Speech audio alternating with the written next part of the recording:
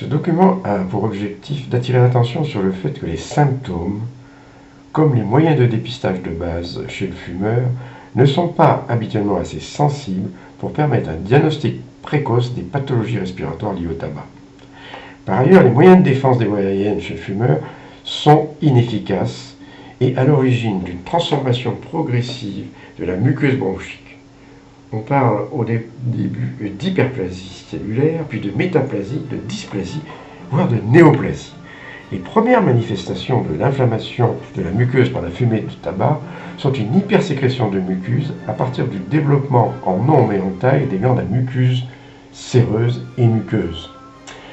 Cette transformation se traduit par des obstructions bronchiques, de la toux, de la gêne respiratoire et au cours des infections par des dyspnées aiguës pouvant entraîner des décompensations cardio-respiratoires. À ce stade de la maladie bronchique, la bronchite chronique est devenue une bronchite chronique obstructive. Elle va évoluer en l'absence d'arrêt du tabac vers une bronchopneumopathie chronique obstructive, c'est-à-dire une atteinte non plus des bronches, mais des bronches et des alvéoles, avec des lésions qui ne seront visibles encore qu'au scanner. En conclusion, pour réaliser un diagnostic précoce des pathologies liées à la cigarette,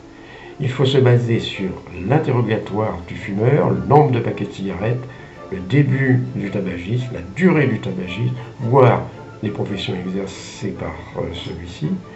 et cibler les explorations fonctionnelles cardio-respiratoires